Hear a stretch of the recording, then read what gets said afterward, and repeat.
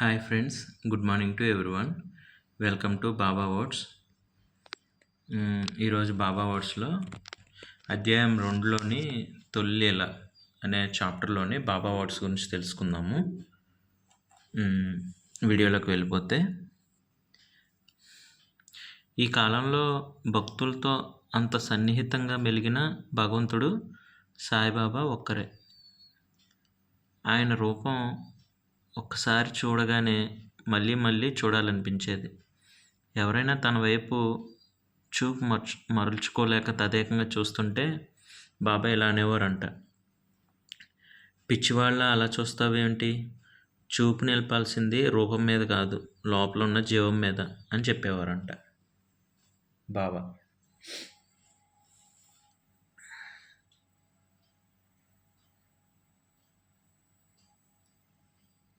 జీవం అంటే బాబా దృష్టిలో దైవం.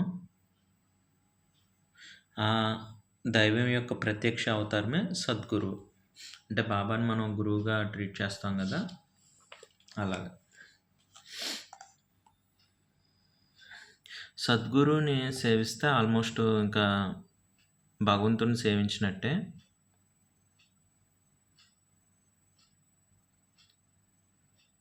అయితే బాబా గురించి ఎవరికి తెలియదు కదా, ఆయన తల్లిదండ్రులు ఎవరో, ఆయన ఎక్కడ పుట్టాడో ఏం తెలియదు కదా. అయితే బాబా మాత్రం అప్పుడప్పుడు చెప్పేవారంట, తాను కూడా గురువుని సేవించినట్లు చెప్తూ ఉండేవారంట తరచుగా. అలా గురుసేవ వల్లే తనకి ఆ శక్తి అబ్బినట్లు కూడా ఆయన అంటుండేవారంట. ఇప్పుడు బాబాని చూడగానే సడన్గా డౌట్ వస్తుంది అందరికీ, మీరు ఇంత జ్ఞానాన్ని ఎలా పొందారు, మీకు ఇంత శక్తి ఎలా వచ్చింది, అసలు ఏంటి అని చెప్పేసి అడుగుతుంటారు కదా.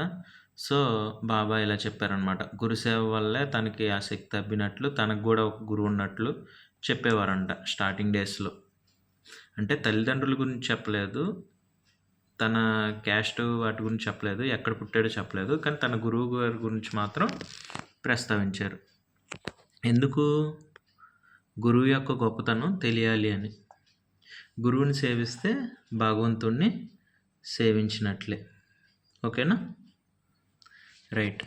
ఒకసారి బాబా తన గురుసేవ వృత్తాంతాన్ని గురించి ఇలా చెప్పారు. ఏం చెప్పారో చూద్దాం. ఇక్కడే ఈ చావడిలోనే మొదటిసారిగా నా గురుదేవుణ్ణి చూశాను. ఓకే, చావడిలోనే బాబా వాళ్ళ గురువుని చూశారంట. పరమపావనము, ప్రశాంతము, గంభీరము అయిన ఆయన ముఖంలోనే దివ్య తేజస్సు నన్ను పరవశుణ్ణి చేసింది. ఓకే, నా దృష్టి ఎప్పుడూ నా గురువు ముఖం మీదే నిలిచిపోయేది.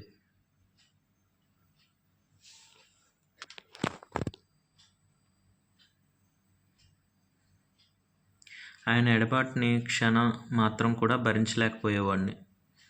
ఆయన సన్నిధిలో ఉంటే నాకు ఆకలి తప్పులు కూడా ఉండేవి కాదు. ఇక్కడే ఈ గురుస్థానంలోనే 12 సంవత్సరాలు నిశ్చలమైన హృదయంతో నా గురువుని నేను సేవించాను. ఆయన నిరంతరం ధ్యానంలోనే ఉండేవారు. ఆయన తన ధ్యానాన్ని వదిలి ఏ అవసరం కోసం కూడా కూర్చున్న చోట నుంచి లేచేవారు కారు. తనకు ఒక దేహం ఉంది అన్న సంగతి కూడా ఆయన పట్టించుకునేవారు కాదు.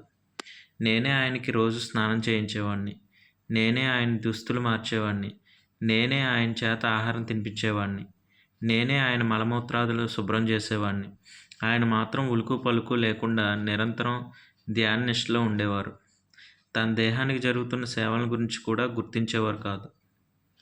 ఆయన ఎప్పుడు నన్ను కరుణిస్తారో, ఎప్పుడు నాకు మంత్రాన్ని ఉపదేశిస్తారో అహర్నిశలు ఆయన ముఖంలోకే చూస్తూ నిద్రాహారాలు కూడా విస్మరించి కనురెప్ప వాల్చకుండా నిరీక్షిస్తుండేవాడిని. అలా 12 ఏళ్ళ నిశ్చల భక్తితో నా గురువుని నేను సేవించాను. అయినా ఆయన నా చెవిలో ఎలాంటి మంత్రోపదేశం చేయలేదు. ఆయన నన్ను 2 పైసలు దక్షిణ అడిగారు. ఆయన కోరిన దక్షిణ బంగారపు కాసులు కావు. 1 పైసా నిష్ఠ, 2వ పైసా సబూరి. ఆ 2 పైసల దక్షిణ సంతోషంగా నా గురువుకి నేను సమర్పించాను. నా గురుదేవులు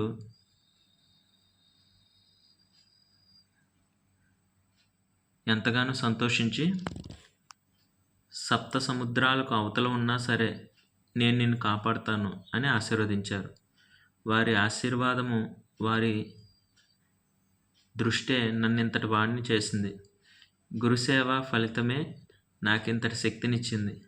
ఈ జగత్తులో సద్గురు సేవను మించిన భాగ్యం మరొకటి లేదు.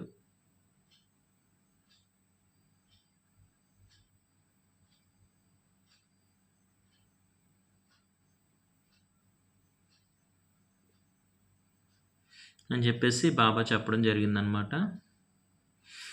మనకి ఇంతకుముందు వీడియోల్లో మనకి డౌట్ వచ్చింది కదా, బాబా మధ్యలో 16 ఏళ్ల వయసులో వచ్చిన తర్వాత కొంతకాలం బాబా షిరిడీకి వదిలిపెట్టి దూరంగా ఉన్నారని. అది ఎంతకాలం అనేది ఇక్కడ క్లారిటీ ఇచ్చారనమాట. బాబా షిరిడీ వదిలి 3 ఏళ్ళు గడిచినాయి అనమాట. ఆ తర్వాత మళ్ళీ వచ్చారు బాబా. ఆ 3 ఏళ్ళు ఎక్కడున్నారో ఎలా ఉన్నారో తెలియదు. తర్వాత ఆయన మళ్ళీ వచ్చినప్పుడు కూడా ఒక ఇన్సిడెంట్ జరిగింది. అలా మళ్ళీ బాబా షిరిడీకి రావడం జరిగింది. ఇంక చివరిదాకా బాబా అక్కడే ఉన్నారు. ఓకే, కొంచెంగా క్లారిటీ వస్తుందన్నమాట. ఎస్పెషల్లీ ఈ వీడియో బాబా తన గురువు గురించి చెప్పిన విషయం అనమాట. యాక్చువల్లీ ముందు వీడియోస్లో మనకి తెలిసింది కదా, బాబా యొక్క గురుస్థానం ఓపెన్ చేశారని, ఊర్జనమే ఆశ్చర్యపోయారని, బాబా దాన్ని మూసేపించారని చెప్పారు కదా. చెప్పిన తర్వాత అక్కడ క్లియర్గా చెప్పారు ఏంటంటే, అది మూసేయడం జరిగిన వెంటనే బాబా అక్కడ నుండి వెళ్ళిపోలేదు. కొంతకాలం తర్వాత బాబా వెళ్ళారనమాట. వెళ్ళి మళ్ళీ ఒక 3 ఏళ్ళ తర్వాత మళ్ళీ షిరిడీకి వచ్చేసారు. సో ఆ కొంతకాలంలో ఇవి జరిగిన ఇన్సిడెంట్. ఎందుకంటే ఊర్లో సహజంగా ఇప్పుడు బాబా గురించి కొంచెం తెలిసింది, అక్కడ తపస్సు చేసుకున్నారని చెప్పేసి. సో దాని గురించి చెప్పాల్సి వచ్చినప్పుడు అసలు ముందు గురువు గురించి చెప్తూ బాబా క్లారిటీ ఇచ్చారనమాట. బాబా తన జన్మస్థలం గురించి చెప్పలేదు, తల్లిదండ్రుల గురించి చెప్పలేదు, కులమతాల గురించి చెప్పలేదు, కానీ గురువు గారి గురించి మాత్రం చెప్పాడు. గురుసేవ వల్లే, గురువుని సేవించుకుంటే, సద్గురువుని సేవించుకుంటే భగవంతుని సేవించినట్లేనంట. అదొక పాయింట్ చెప్పారు. రెండోది, ఆయన గురువుని సేవించుకోవడం వల్లనే తనకి ఈ నేచర్ మీద కంట్రోల్ రావడం, భగవంతుడు ఆయనలో ఏవర్క్ కావడం జరిగింది అని చెప్పేసి చెప్తున్నారు. అంతా ఆయన గురువు చలవ వల్లనే ఆయన సాధారణ మనిషిగా ఉన్న వ్యక్తి భగవంతుడిగా మారారు. ఆ శక్తి ఆయనకి పొందారు అని చెప్పేసి బాబా చెప్తున్నారు. అయితే ఆయన ఏ రోజు దాన్ని దుర్వినియోగం చేయలేదన్నమాట. అది బాబా గొప్పతనం. ఎందుకంటే వాళ్ళ గురువు గారు బాబా దగ్గర నుండి దక్షిణగా 2 అడిగారనమాట. ఒకటి నిష్ఠ, రెండోది సబూరి. నిష్ఠ అంటే భక్తి అనుకోవచ్చు, శ్రద్ధ అనుకోవచ్చు. సబూరి అంటే సహనం. శ్రద్ధ, సహనం, ఈ 2 అడిగారనమాట. ఓకే, అసలు ఆయన ఇప్పుడు 16 ఇయర్స్ ఏజ్ లాగా అనిపించారు కదా ఫస్ట్ షిరిడీకి వెళ్ళినప్పుడు. అంతకుముందే 12 సంవత్సరాలు అక్కడ తపస్సు చేసుకున్నారు. 16 - 12 అంటే 4 ఇయర్స్. అంటే బాబా చిన్న పిల్లోడిలాగా ఉన్నప్పుడే, పసి వయసు 4 ఏళ్ళు, అప్పుడే బడిలో వేస్తారు మనల్ని అయితే తీసుకెళ్ళి. మన స్కూల్లో 1వ తరగతిలో జాయిన్ చేసే వయసులోనే బాబాకి గురువుగారు పరిచయం అయ్యారనమాట. ఆయన చూసి ఈయన చాలా అంత చిన్న పిల్లోడు కదా, ఆయన గురువుగారు ఎక్కడ కనిపించారు కూడా చెప్పారు. ఇక్కడే ఈ చావడిలోనే. చావడి అంటే అక్కడేలే, బాబా ఉన్నారు కదా ఆ ప్లేస్లోనే. చావడి ఉత్సవం కూడా చేస్తారు ఇప్పటికీ షిరిడీలో. ఈ చావడిలోనే మొదటిసారిగా నా గురుదేవుని చూశాను. అంటే ఆయన గురువుని ఫస్ట్ టైం అక్కడే చూశారంట. ఆయన చూడగానే ఈయనకి చాలా ప్రశాంతంగా, గంభీరంగా, చాలా సంతోషంగా, ఆయన ముఖంలో ఒక దివ్య తేజస్సు బాబాకి ఇంకా ట్రూగా అనిపించింది అనమాట. ఈయనే గురువు, ఈయన దగ్గరే నేను ఉండిపోవాలనిపించిందంట. చాలా సంతోషింపజేసిందంట బాబాని అంత చిన్న వయస్సులో. ఈయనింకా అక్కడే ఉండిపోయి ఆయన గురువు ఫేస్ వైపే చూస్తూ ఉండేవాడు. ఆయనని విడిచిపెట్టి ఈయన ఉండలేకపోయేవారంట. అసలా చూడు బాబా మనకి గురువు. ఆయన ఆయన గురువు గురించి చెప్తున్నారు. ఆయన గురువుతో ఎలా గడిపారనేది. ఆయన్ని చూస్తూ ఉంటే, ఆయన దగ్గరుంటే అసలు ఆకలి గూడా యేసేది కాదంట బాబాకి. ఈ గురుస్థాన్ ఆ వేప చెట్టు కిందే 12 ఏళ్ళు గురువుని సేవ చేసుకున్నాడంట ఆయన. అంటే ఆయనకి 16 ఏళ్ల వయసొచ్చే వరకు సేవ చేసుకున్నాడు. ఆయన గురువు మాత్రం ఎప్పుడూ ధ్యానంలోనే ఉండేవారంట. అసలా ఆకలేస్తుందని గాని, ఇక్కడొక దేహం ఉంది గాని, ఆయన గురువుగారికి అస్సల ఉండేది కాదంట. స్పృహ ఉండేది కాదంట. బాబాయే ఆయనకి ఆహారం ఏదైనా తినిపించడం, ఆయనకి స్నానం చేపించడం, అక్కడేమన్నా అంతా శుభ్రం చేయడం, ఇవన్నీ బాబా చేస్తూ ఉండేవారంట. ఏంటి అంటే, చూడగానే ఒక రకమైన అటాచ్‌మెంట్ అనిపిచ్చింది. ఆయన గురువుగా అనిపిచ్చారు. ఆయనకి సేవ చేసుకోవాలనిపించింది. ఇంకా బాబా అక్కడే ఉండిపోయారు. 12 ఇయర్స్ అంటే చిన్న చితకా విషయం కాదు. అయితే బాబా కూడా మరి ఎవరైనా గురువుని ఆశ్రయించేది ఒక పర్పస్ కోసమే కదా! ఆయన గురువుగారు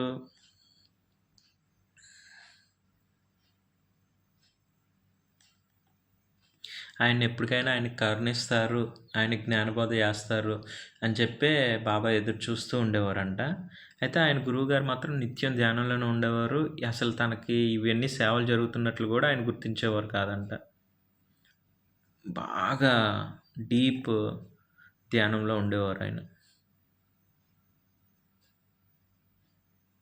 బాబా ఏమో అసల ఒక్కొక్కసారి అయితే అసల నిద్ర కూడా పట్టేది కాదంట. అలాగా చూస్తూ ఉండేవారంట.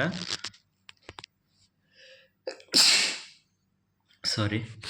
అప్పుడు రోజులు బట్టి ఏంటంటే, ఆ కాలంలో అంటే జస్ట్ 170 ఇయర్స్ అప్పటికి 16 ఇయర్స్ కాబట్టి 170 ప్లస్ 16 186 ఇయర్స్ బ్యాక్. అంటే అరౌండ్ 200 ఇయర్స్ వేసుకోండి. 200 ఇయర్స్ బ్యాక్ అంటే 2024. 200 ఇయర్స్ బ్యాక్ అంటే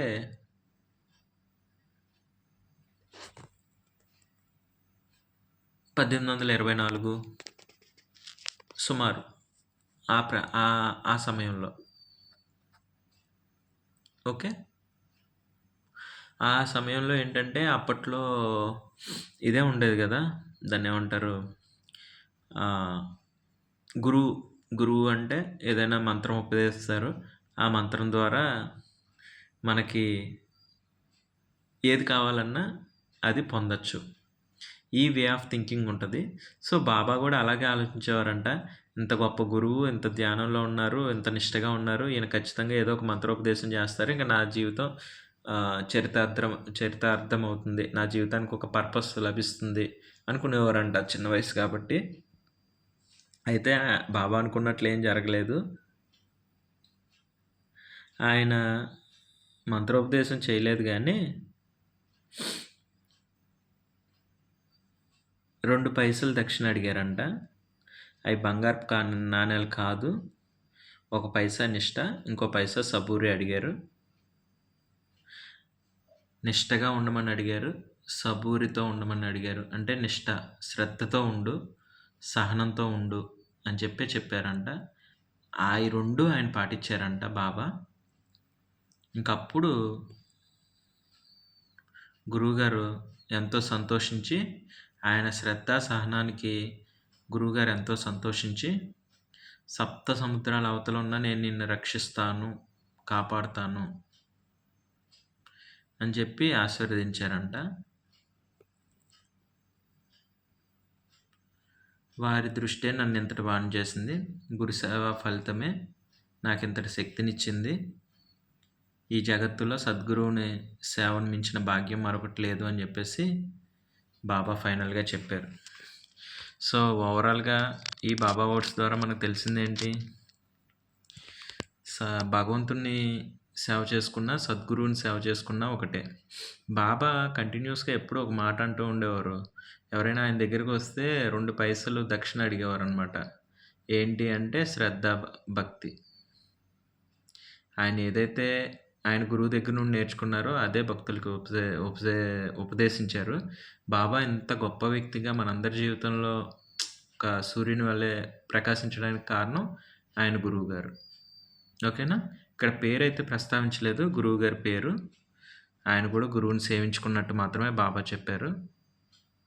thank you god for everything. Om Sairam. Om Sairam. Om Sairam.